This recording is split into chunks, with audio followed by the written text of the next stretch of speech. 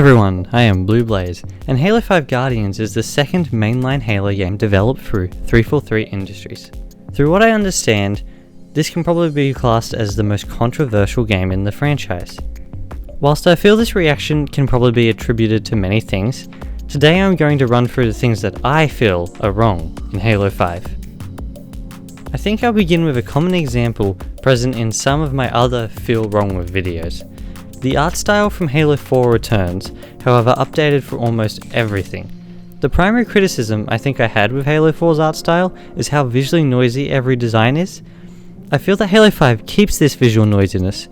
However, by what I believe I can see, it softens up the edges and textures, of which seems to portray everything having a soft and rubbery feel. The futuristic aspects discussed in the Halo 4 video apply as well, I think. Halo 5 introduces a team-based structure to the series.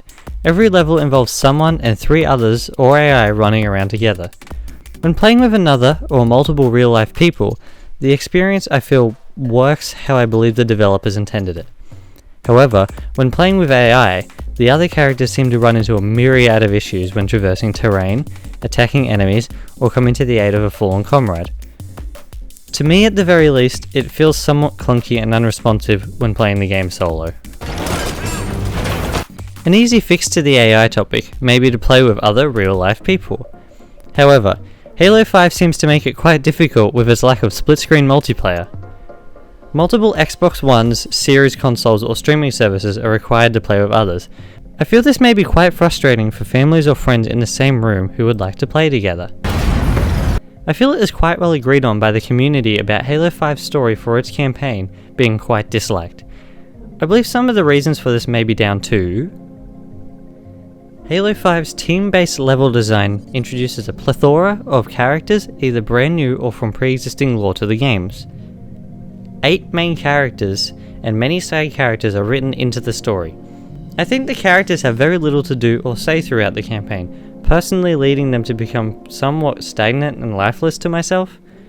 I feel the small exception may be Buck, thanks to the previous character development from Halo 3 ODST and Nathan Fillion's performance throughout the campaign. Did you say a word or two? Whilst on the topic of characters, I feel Fireteam Osiris is played as too many times throughout the campaign. I believe the established main character of the series, Master Chief, is played for 3 missions at most, and rarely has much to do or say within the campaign itself. Following Spartan Locke and Fireteam Osiris throughout the game doesn't feel quite the same for me as playing the character we have followed for years prior. When Chief gets to do something, as with the fight scene between he and Locke, I feel it is animated quite slowly compared to what a fight between a super soldier and, from what I understand of the lore, an even more powerful super soldier would most likely be like.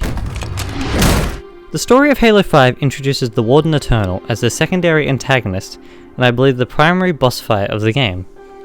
Whilst I feel it is a cool idea for a boss, I'm not sure I like how many times one must battle him within the game. I feel he shows up more as a mini-boss, like Hunters, however he takes a fair bit longer to take down. He appears to show up many times throughout the campaign as a solution to make the runtime of the game last longer.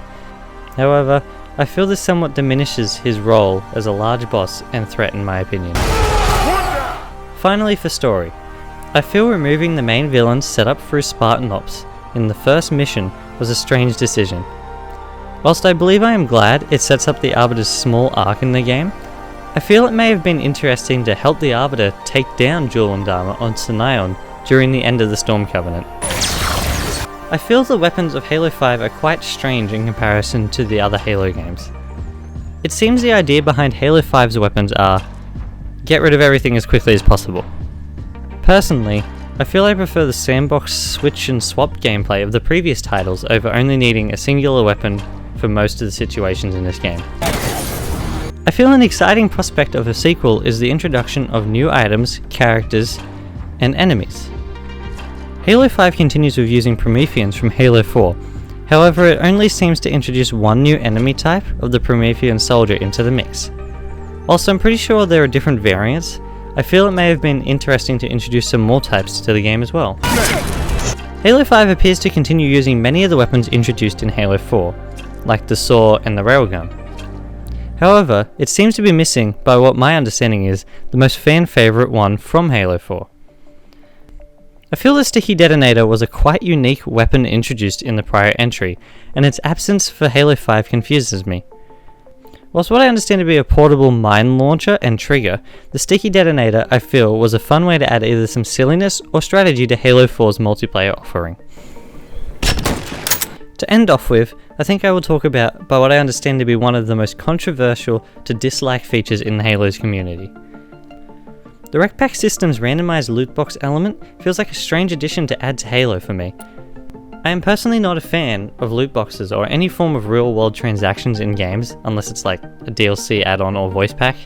I feel the randomized element of the packs make it not as fun or quite frustrating to play for the armor or customization I would like to use. I believe I am quite glad that at the very least, the random elements have been removed in the game's sequel.